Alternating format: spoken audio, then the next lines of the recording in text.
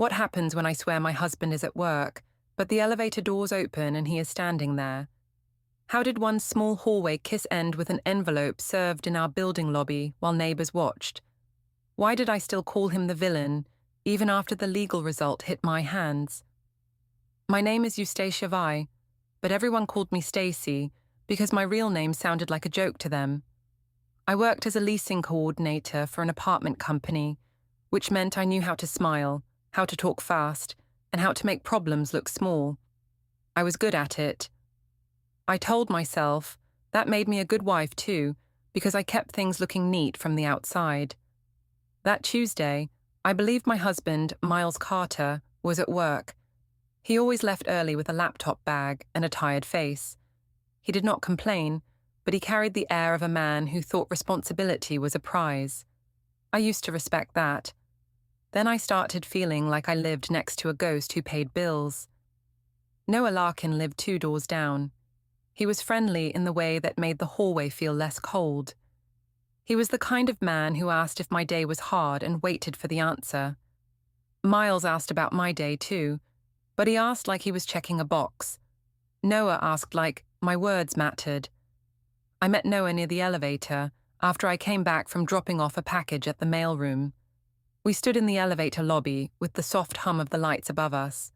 The camera dome was there, but I told myself it did not matter. I told myself the camera was for safety, not for my life. Noah leaned close, and I leaned close too. It felt quick and light in my head, like a spark I had earned. I kissed him. I only did it because I thought I was safe. I only did it because I believed Miles was at work. Then the elevator doors opened. Miles stepped out. He had his laptop bag on one shoulder. His hair looked slightly wet, like he had hurried. His eyes moved from my face to Noah's face, and then back to mine.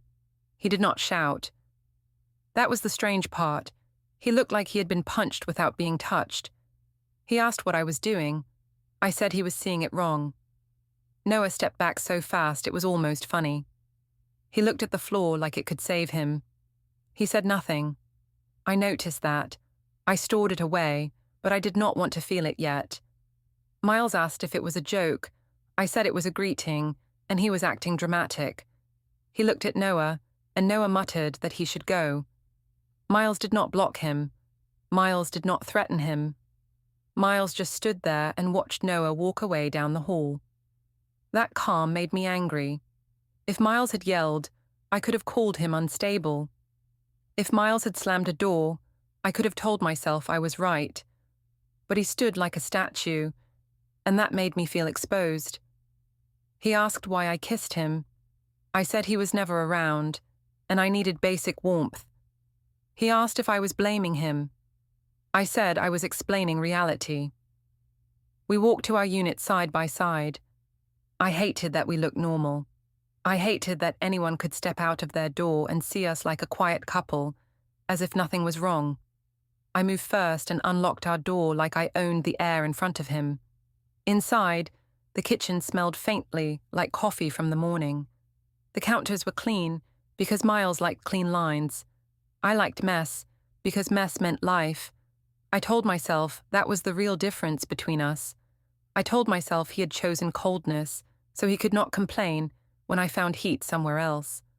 Miles put his bag down slowly. He asked if this had happened before. I said he was fishing for reasons to punish me. He asked if I would stop talking to Noah. I said he could not control who I greeted in my own building. He asked if I understood how it looked. I said looks were his obsession, not mine. That was not true. I lived on looks. I lived on how stories sounded when you told them first. I still think I was right to protect my image, because people are cruel when they smell weakness. The kids came home later. Ava ran in first, asking for a snack. Ben followed with his shoes half on, half off. Miles forced a small smile for them. He asked Ava about school. She said she had a new spelling list. He asked Ben if he washed his hands. Ben said yes, even though I knew he did not. I acted normal too. I warmed leftovers and talked about nothing. The whole time, my skin felt tight, like a shirt that did not fit. I watched Miles's hands. They did not shake. He did not break a plate. He did not do anything illegal or wild like the husbands in online stories. He just watched me more than usual, like I was a stranger in his home. After dinner, Ava asked why Dad was quiet. I said he was tired from work.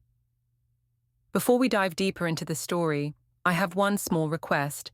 Please subscribe, drop a like, comment, and hit that hype button to boost this channel so more people can discover these incredible stories. Miles heard that, and his jaw moved once, like he was biting down on a word. Later, when the kids were in bed, I went to the bathroom and checked my phone. Noah had sent a message. The preview on my screen said he did not mean for that to happen and asked if I was okay. I read it twice and felt a strange pride, like I had power. Miles walked past the doorway and saw the light from my phone. He asked who I was texting. I said it was Tara from work, and he needed to stop acting suspicious. He nodded once. Then he walked to the kitchen, opened a drawer, and closed it again. I heard a small click, like a lock. It was a quiet sound, but it stuck in my head. When I stepped into the hall, I saw his phone on the counter for a second. A calendar reminder popped up and vanished fast. It said, downtown, 10:15 a.m. I pretended I did not see it. He picked up his phone and turned the screen down like it was nothing. He asked if we could talk tomorrow when we were calm. I said he was the only one not calm. He did not argue back. He went toward the guest room and shut the door without slamming it. The latch sounded soft, final and clean.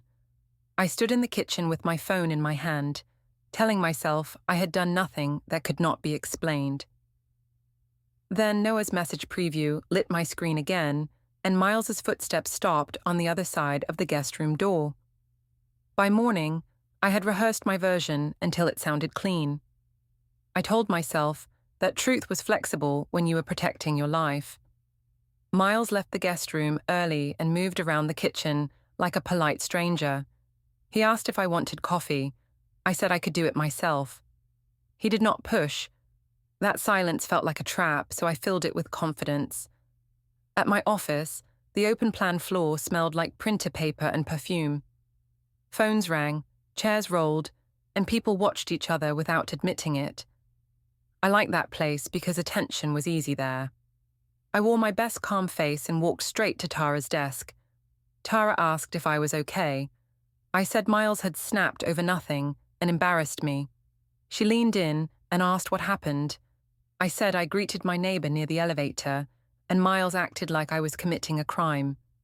I used the word crime on purpose. It made him sound scary without me saying he was scary. Tara's eyes got big in the way I enjoyed. She said that sounded controlling. I nodded like I was brave. Later, I accidentally told 2 other coworkers. One asked if Miles ever raised his voice. I said he did not need to because he used silence like a weapon. I said he made me feel small. It was a neat trick because I was the one who made him feel small last night, but I turned it around and made it about me. Around lunch, my manager, Krista, called me aside near the HR hallway. Krista asked if everything was okay at home because I seemed distracted. I said I was fine and that my husband was going through a jealous phase. I added that I worried he might show up at work and make a scene. I said it softly, like I feared it. Krista's face changed. She told me to tell her if I felt unsafe. I thanked her and felt a warm thrill in my chest. It felt like I was building a shield made of other people's concern. When I checked my phone, Miles had texted once. He asked if we could talk after the kids went to bed. I did not answer right away. I wanted him to sit with the feeling that I had choices. Instead, I texted Noah. Noah suggested meeting for coffee across the street from my office. I said yes, and I told myself it was not wrong. I told myself coffee was normal. I told myself that if Miles had been a better husband, I would not need anyone else to listen to me. At the coffee shop, Noah sat in the corner, with his back to the wall like he was used to watching doors. He asked if Miles was angry. I said Miles was acting like a detective and it was creepy. Noah asked if the building had cameras. I said every building had cameras. And that was not my problem. He said maybe we should be careful. I said he was being dramatic, and I laughed like it was fun. Noah asked if I felt guilty. I said guilt was for people who did real harm. I told him it was one kiss, and it did not count as betrayal. I said Miles had neglected me with work and screens, so I had done what I needed to feel human. Noah nodded, but his eyes drifted away when I talked about needs. He liked the excitement, not the weight. When I returned to the office, Tara asked how I was holding up. I said I was standing my ground. She asked if I would post something. I said maybe, because people needed to understand my side. Tara said that was smart. She said men like Miles relied on women being quiet. I liked that sentence. I held it like a weapon. That evening, Tara invited me to a rooftop patio bar. She said I needed a drink and a crowd. I told Miles I had to stay late for leasing reports. He replied fast and said okay. He did not ask where I was. He did not ask with suspicion. That made me mad again, because it felt like he was already stepping away. On the rooftop, the city looked pretty in a flat way, like a postcard.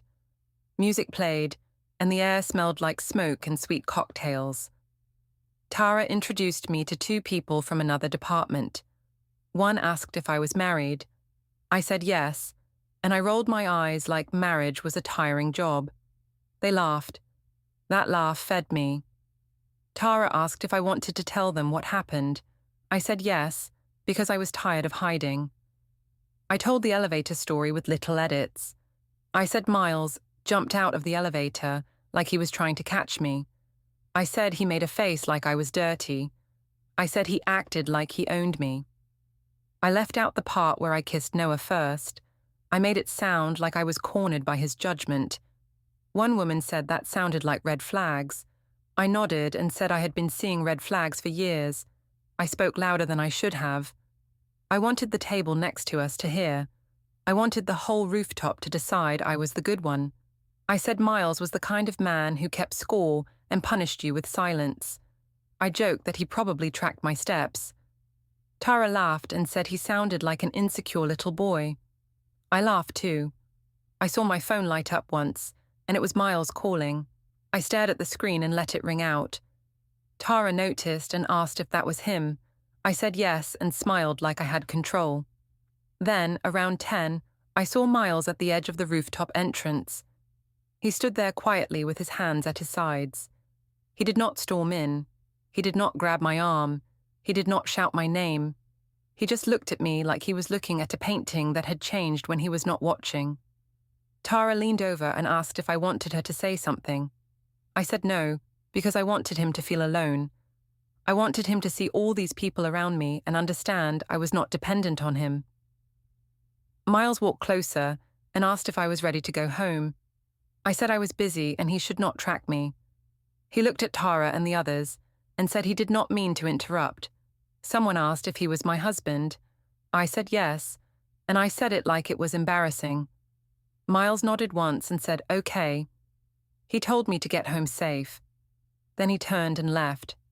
That was it. No scene. No anger that could help my story. On the ride home later, I opened my phone and saw a notification from a shared cloud account we used for family photos. It said a file upload was successful. The name was not clear, just a bland label. I told myself it was nothing, maybe a phone backup. Still, my stomach tightened. When I walked into the kitchen, the counters were even cleaner than usual. Miles had moved my mail into a neat pile. His laptop sat closed. He looked up and asked if I had fun. I said he was trying to guilt me. He asked if I would stop talking about him at work and in public. I said he was imagining things. He nodded again, like he was marking something in his mind. Then his phone buzzed. The screen flashed, no caller ID. He looked at it for a second, then declined the call without a word and set the phone face down. I watched his hand. It was steady. I went to bed telling myself I was winning, because people were starting to see him as the problem. But in the dark, I could not stop thinking about how calm he stayed, and how calm felt like a door closing. The next day, The building sent a reminder about the monthly community meeting. Elliot Park, the building manager, wrote that attendance mattered because there were recent concerns. I read that line twice and felt my face heat up. I told myself it was not about me. Then I told myself that even if it was about me, it was unfair. Tara texted and asked if I was going. I said yes because I was not going to hide. She said hiding was what guilty people did. I liked that. It made me feel clean. Before the meeting, I saw Noah in the gym lobby. He wore scrubs and carried a water bottle like he owned the place. He asked if Miles was still upset. I said Miles was making it into a drama. Noah asked if the camera caught anything. I said cameras caught angles, not truth. Noah smiled like that was clever. He said we should keep it low-key for a while. I said I would decide what I did in my own building. At home, Miles was in the kitchen packing the kids' lunch boxes. Ava sat at the table drawing shapes on a napkin. Ben kicked his feet and asked for crackers. Miles asked if I was going to the meeting. I said yes because I had a right to be there. He nodded like it was a simple fact. He asked if Tara was coming. I said he should not worry about my friends. He asked if we could keep things calm in public. I said he was the one who made it public by acting offended. That was my favorite move. I made my choices feel like reactions. I made my behavior feel like defense. It helped me sleep. The meeting was in the community room on the first floor near the mailboxes. The chairs were set in rows, and the air smelled like cheap carpet and hand sanitizer. People came in with polite faces and curious eyes. I saw a few neighbors who had nodded at me for years and never asked my name. Now they looked like they were ready to judge. Tara sat beside me. She whispered that I should not let Miles perform. I nodded like I understood, even though I did not know what performance Miles could even do. He did not talk. He did not charm people. He did not win rooms. Miles arrived a few minutes later and sat in the back row. He came alone. He did not look at me. He did not wave. He held his phone in both hands like he was waiting for a train. Elliot started the meeting with a calm voice. He said there had been complaints about noise, smoking, and conduct near the elevators. My heart jumped, but I kept my face blank. Elliot said the building had cameras in common areas, and that residents needed to act respectfully. A neighbor raised her hand and said she had seen a couple arguing in the hall. She said she felt uncomfortable. Tara leaned toward me and asked if I wanted to speak. I said yes, because I wanted control. I raised my hand and told the room that people were twisting things. I said there was no fight, only a misunderstanding. I said my husband had surprised me and made assumptions. I said it was stressful when someone watched your every move. I did not say I kissed Noah. I said, my neighbor, like that made it harmless. Someone asked if I meant Miles. I said yes, and I smiled like it was sad. People murmured. I could feel the room leaning toward the story I gave them. That gave me energy. Then a man across the aisle asked Miles if he wanted to respond. Miles stood up slowly. He did not glare at me. He did not call me names. He said he wanted everyone to feel comfortable in the building and that he would follow the rules. He said he did not want conflict. He said he would keep personal matters private. That was all. Tara rolled her eyes and whispered that he was trying to look like a victim. I nodded, but inside I felt a small unease. He did not defend himself the way I expected. He did not attack me the way my story needed. After the meeting, people lingered in little groups. Some looked at me with sympathy. Some looked at me like I was entertainment. Elliot asked me to step aside for a moment. He said he wanted to remind me that hallways were shared spaces. He said there had been multiple reports. He asked me to keep things respectful and quiet. I asked if I was being singled out. He said he was speaking to everyone, but he needed to be clear. Miles walked out without waiting for me. I watched his back and felt insulted, like he should have chased me. I told myself his silence was cruelty, not restraint. I caught up to him in the parking garage. The lights buzzed overhead, and the air smelled like concrete and car exhaust. Miles opened the trunk and set his laptop bag inside. He shut it gently and then looked at me. He asked if I was seeing Noah. I said he was obsessed and needed therapy. He asked if I understood what I was doing to the family. I said he was doing it by refusing to forgive a harmless moment. He asked why I kept calling it harmless. I said because it was, and because he had no right to punish me. He asked if I had told people he watched me. I said I told people the truth, and if he did not like it, he should change. He stayed calm. He did not step close. He did not block my way. He just looked tired, like he had already walked a long distance inside his own head. Back upstairs, the kids were in the living room watching a cartoon. Miles went to the kitchen and opened his laptop. I followed because I wanted to see what he was doing. He did not hide the screen, but he angled it slightly away without making it obvious. I saw a spreadsheet with dates in one column. There were short notes in another column. I could not read all of it, but I saw times like 7:40 p.m. and 9:12 p.m. It looked neat, like a list for work. That scared me more than yelling. I laughed and asked if he was keeping score. He said he was keeping track. I asked what he meant. He said he wanted clarity.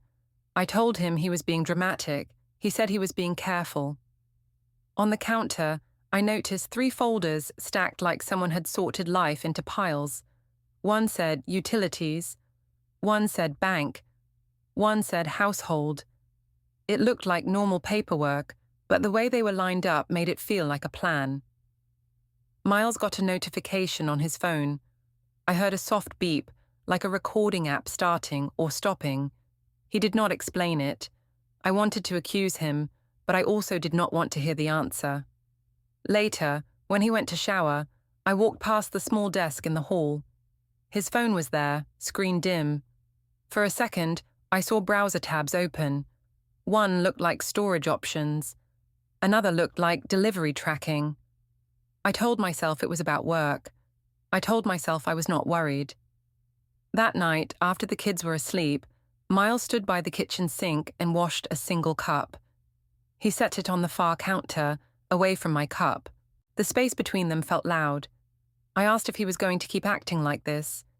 He said he was going to do what was best. I asked what that meant. He said it meant order. Then, from the laundry closet, I heard a low hum for a few seconds. It sounded like a shredder. Miles closed the closet door and walked past me without a word. I watched him go to the guest room. When the door shut, I heard that small click again, like a lock. I told myself he was the one making a big deal. I told myself I had to stay strong. But in the quiet kitchen, staring at those neat folders and the blank glow of his laptop screen, I felt something shift. It was not fear of him. It was fear of what he might do without me being able to stop it. The next afternoon, I went to the school pickup line early on purpose. I wanted the other parents to see me calm. I wanted them to see Miles as tense. I told myself that if the public saw him as difficult, he would have to soften. That was how I thought life worked. The line moved slow. Cars crept forward like tired animals. I watched the families around me. Some parents waved at teachers, some stared at their phones. I practiced my face in the mirror of my visor. I made it neutral, like a woman who handled a lot. Then I saw Miles's car. He pulled in ahead of me, even though he usually came later. His car was angled slightly toward the exit, like he wanted a clean way out. I felt irritated by that tiny detail, because it looked like planning. I told myself it was just habit. Still, my chest tightened. When Ava and Ben came out, Miles stepped out first. He held Ben's backpack strap and guided him gently. Ava walked straight to him, like her feet already knew where safety sat. I hated noticing that. I hated that it looked normal. Miles asked Ava about her day. She said she had art time and a sticker. He asked Ben if he used kind hands. Ben said yes and smiled.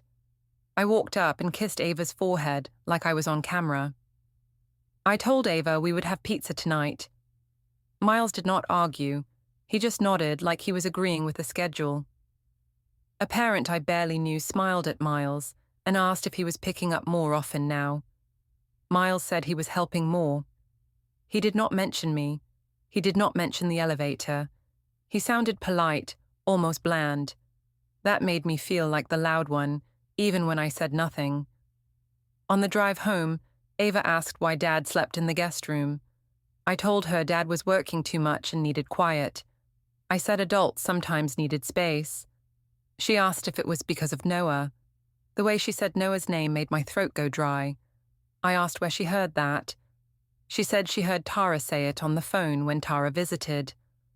I told Ava that grown-up conversations were confusing, and she should not worry. I said Dad was just stressed.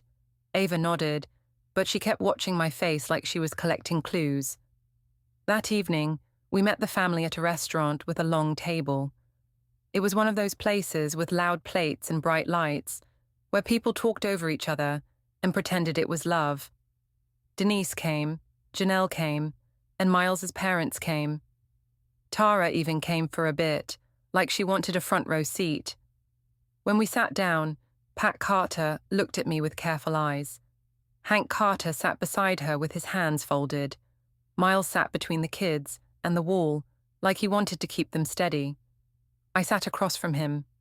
I felt like we were on different teams at a game nobody admitted was happening. Pat asked how things were at home. I said we were fine, just adjusting. Hank asked Miles if work was busy. Miles said yes, but he was managing. Janelle asked me if I was still upset. I said I was tired of being treated like a criminal. Pat asked what that meant. I said Miles was acting like one moment in a hallway was proof of a broken marriage. Pat asked if I kissed Noah. She did not raise her voice. She did not smile. She just asked. I said Miles was twisting things, and that people kissed hello in some cultures. I said Noah was friendly, and I was being polite. I made my hands move as I spoke, like motion could carry truth. Hank looked down at his menu and did not react, but his mouth went tight. Denise leaned forward and said, "People were too strict with women." Tara nodded hard. Pat asked Miles what happened. Miles looked at the kids first, then back at Pat. He said he did not want to talk about it at the table. He said he wanted peace for the children. He said he would handle things like an adult. I wanted him to say more, because if he stayed vague, the room could fill in the blanks. But he stayed calm, he stayed clean. Denise told him he was being cold. Miles said he was being careful. Janelle asked me if I still talked to Noah. I said that was none of anyone's business. Hank asked me to lower my voice. He said the kids were watching. I said the kids should see a mother stand up for herself. Ava stopped chewing and looked at Miles. She asked if we were going to split up. She did not cry. She just asked, like she wanted a direct answer. Miles told her that both parents loved her and Ben. He said grown-ups were working things out. He said she would be safe. I jumped in and said Dad was being dramatic and that nobody was leaving.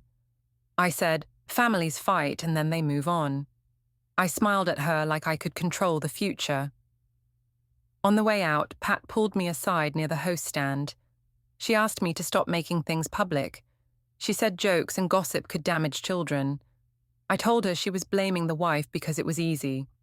Pat said she was blaming behavior, not a gender. That made me angry because it sounded fair. At home, the apartment felt too quiet. The kids went to their rooms. Miles started wiping the counter like he always did, slow and steady. I followed him into the hall because I needed to feel like I had the right to stand near him. I asked if he told his parents lies. He said he did not tell lies, and he did not share details. I asked if he was turning them against me. He said he was not turning anyone, and people had eyes. That sentence hit me harder than it should have. I decided to push back fast. I told him that if he kept acting like a victim, I would tell everyone the truth about how he treated me. He asked what truth. I said the truth that he ignored me and made me feel unwanted. He said feelings were real, but they did not excuse choices. I walked toward the guest room doorway. The door was closed, but not fully latched. I pushed it a little. Miles stepped closer, not aggressive, just present. He asked me not to go in there. I asked why. He said he needed his space and privacy. I told him privacy was a funny word for someone who watched me. He did not answer. I heard a small click again, like a drawer locking from inside the room. The sound made my skin prickle. Later, when he went to check on Ben, I drifted to the small desk in the hall. On the corner of the desk, I saw a sticky note. It said, in plain letters, "Bring forms." There was no name, no logo, nothing official. Just that. It looked ordinary, but it felt like a door sign I was not allowed to read. I told myself it could be about school, it could be about taxes, it could be about anything. I still felt my stomach drop. In the kitchen drawer, under some old manuals, I found a folder labeled Taxes. I was not even looking for it at first. I told myself I was looking for scissors. My fingers slid under the folder, and I felt something taped there.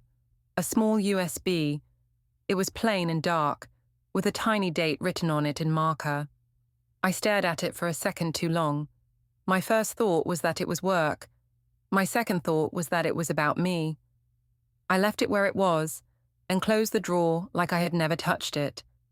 When Miles came back, he asked if I wanted to talk calmly. I said he was trying to trap me in calm, so I would look crazy. He said he did not want crazy. He said he wanted stable. That night, Ava came out of her room and stood near the kitchen doorway. She asked why Dad's mug was on the far counter now. She asked why he did not sit on the couch anymore. She asked if I did something wrong. I told her Dad was stressed and that adults sometimes acted strange. Miles heard her and came out quietly. He told her she did nothing wrong. He said both parents loved her. He guided her back to bed with a hand on her shoulder. I watched them walk away and felt something I did not want to name. I told myself I was still right. I told myself I deserved happiness. But when the guest room door closed again and I heard that soft click of a lock, I could not pretend the house was the same. The next morning started with a small humiliation that felt like an attack. I went to the supermarket after work because we were out of milk and fruit. I told myself I was doing the normal wife things, even if Miles was acting like I was a stranger. At the self-checkout, I scanned items fast. The machine beeped like it always did. I tapped our card like it was nothing. The screen flashed and then showed declined. I tried again, harder, like pressure could change a bank. It declined again. People behind me shifted and stared. My face burned. I opened my banking app and saw an alert. It said the spending limit was changed on the shared account. It did not say Miles, but it might as well have. I told myself it was abuse. I told myself it was control. I told myself I was the victim because that felt safer than asking what I had done to make a man protect himself. I used my personal card and forced a smile at the cashier. On the walk out, I called Miles. He answered on the second ring. He asked if the kids were okay. I said yes, and then went straight to the card issue. He asked what happened. I said our card was declined, and he embarrassed me on purpose. He said he did not do it to embarrass me. I said he did not get to decide what embarrassed me. He asked if I could talk at home. I said he always wanted to talk calm, like calm was his cage. When I got back to the building, I saw Noah near the gym lobby again. He leaned against the wall with that easy smile. He asked why I looked mad. I said my husband was playing games with money. Noah asked if I wanted to come upstairs to cool off. I said I did not have time, but I stood too close to him anyway. He asked if Miles knew we still talked. I said Miles did not get to approve my life. Noah said I should be careful, because people watched. I said people watched because they were bored. He asked if I regretted the kiss. I said I regretted being caught, not the moment. That was the truth I hated. I did not want to feel wrong. I wanted to feel chosen. Upstairs, the apartment felt staged. The counters were clear. The trash was taken out. The kids' backpacks were lined up by the door. Miles was at the table with a laptop open, but when I entered, he closed it without panic. He asked how my day was. I said my day was fine, until my own husband tried to block me from buying groceries. He asked if I used the shared card. I said yes. He said the account was still for household needs. I asked what he meant by that. He said he meant household, not extra. I asked what counted as extra. He said he did not want to argue, and he wanted things to be clear. I told him he was acting like a banker, not a husband. He asked if we could keep voices low because Ben was in the living room. I looked over and saw Ben stacking blocks, quiet. Ava sat on the couch with a book, but she was not reading. She was listening. I lowered my voice and made it sharp instead. I asked if he was tracking me. He asked what I meant. I said he stared at statements and watched my time. He said he looked at facts, because facts did not change. I said facts could be twisted too. He asked if there were charges he should know about. I knew what he meant. There had been a bar near my office last week, a place Tara loved, and Noah had met me just for one drink.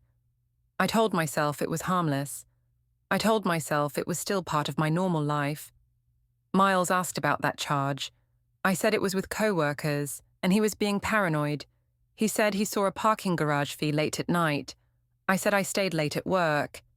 He asked why the fee was near Noah's street. I said streets were streets and he was reaching. He did not raise his voice. He did not call me names. He just listened and let my words hang there like laundry on a line. I hated that. When someone fights back, you can push them into being the bad one. When someone stays calm, your own noise starts to sound ugly. I texted Tara while I stood in the kitchen. I told her Miles was using money to punish me. Tara replied fast and told me to expose him before he exposed me. She suggested I post a story about financial control and emotional abuse. She said people would support me. I felt a rush. I liked the idea of the crowd again. I liked the idea of a shield made of likes and comments. I opened my social app and hovered over the post button. Then I heard Ava in the living room ask Miles if he was mad at Mum. Miles told her he was not mad at her. He said grown-up problems were not her job. He said she could always talk to both parents. His voice sounded steady, like he had practiced it. I put my phone down, not because I felt guilty, because I did not want Ava's teacher, her friends' parents, and the whole school to look at me like a headline. That evening, Miles cooked simple pasta. He served the kids first. He asked Ben to sit and eat. Ben said, okay. He asked Ava if she wanted cheese. She said yes. He asked me if I wanted a plate. I said I could serve myself. After dinner, Miles took a call in the hallway. He did not whisper, but he spoke low. I heard a few words like schedule and options.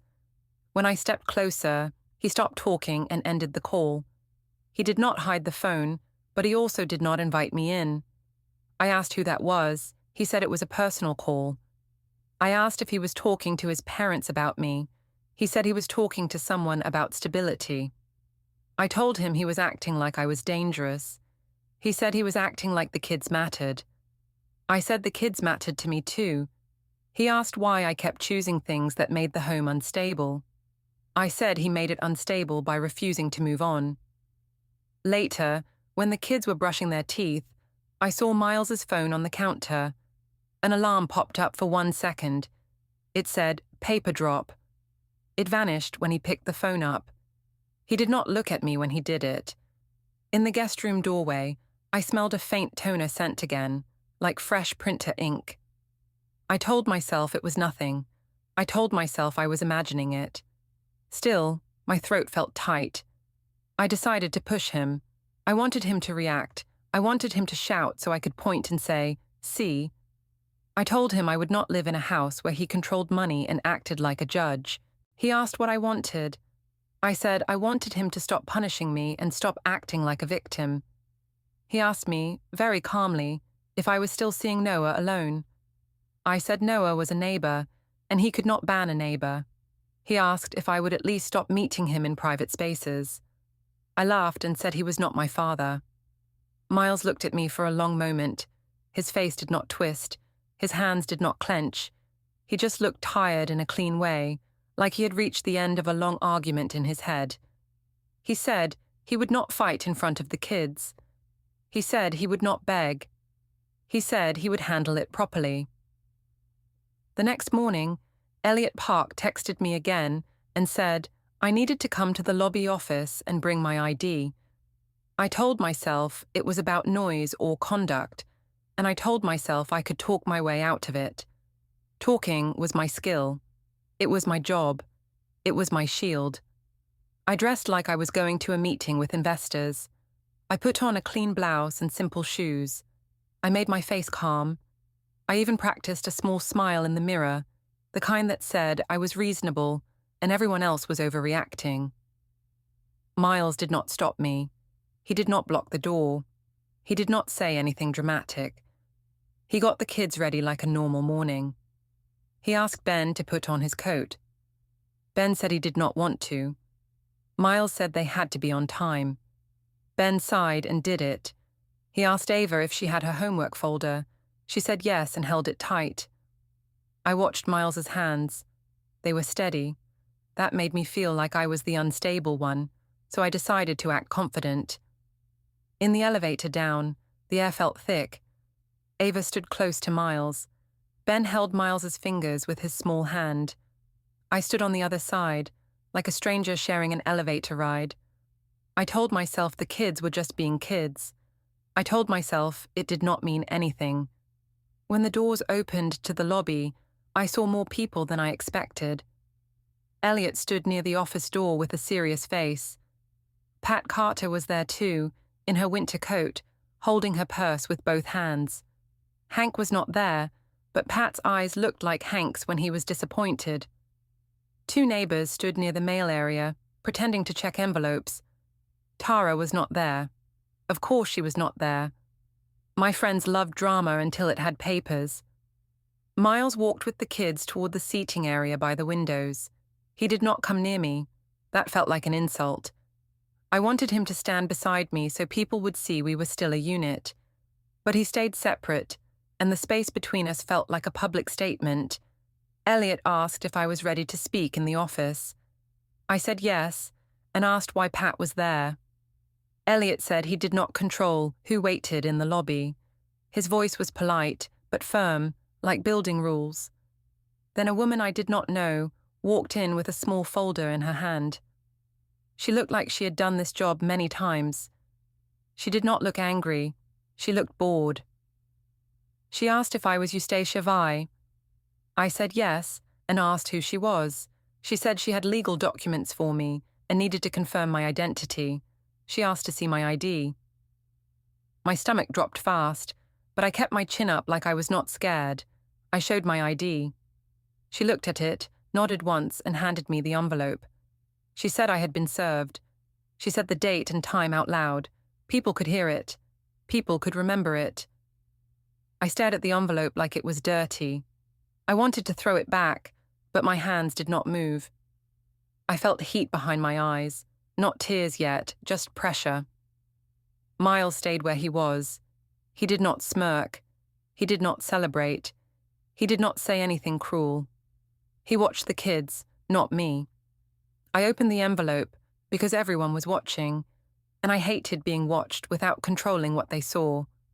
The first page had my name and Miles's name. The words were plain, but they hit like a weight. A divorce filing and temporary orders. I flipped pages too fast. My eyes caught pieces. It said temporary exclusive use of the unit for Miles. It said a temporary parenting schedule starting today. It said exchanges would be structured. It said neither of us could harass the other or post about the case or share private details online. It said financial accounts would be handled under safeguards until further review. My throat tightened. I felt the room tilt. I turned toward Miles and asked what this was. He said he had chosen to handle it properly. I said he was trying to ruin me. He said he was trying to protect the kids and protect the home. Pat stepped closer, not to me, but toward the kids. She asked Ava if she wanted a snack from her bag. Ava nodded without looking at me. That small movement hurt more than the paperwork. Elliot cleared his throat and said calmly that he had been notified about temporary occupancy terms for the unit. He said the building would follow lawful instructions. He said I could not go upstairs alone right now. He said I could schedule a time to pick up essential items with a neutral staff member present so there would be no conflict in the hallway. I felt my face freeze. I looked at the neighbors by the mailboxes. They were not smiling now. They were quiet, like this was not a joke anymore. My phone buzzed. Tara was calling. I did not answer. If I answered, my voice might crack, and I could not let a lobby hear me break. Miles stood up and adjusted Ben's coat collar. He asked Ben if he was ready. Ben said yes. He asked Ava if she had her folder. Ava said yes again, softer this time. Miles picked up their bags like it was just another weekday. I wanted to shout. I wanted to say he was the villain. I wanted the crowd back. But the paper in my hands felt heavier than my excuses. Miles walked toward the doors with the kids and Pat beside them, and I stood there in the lobby, holding the temporary orders that started today.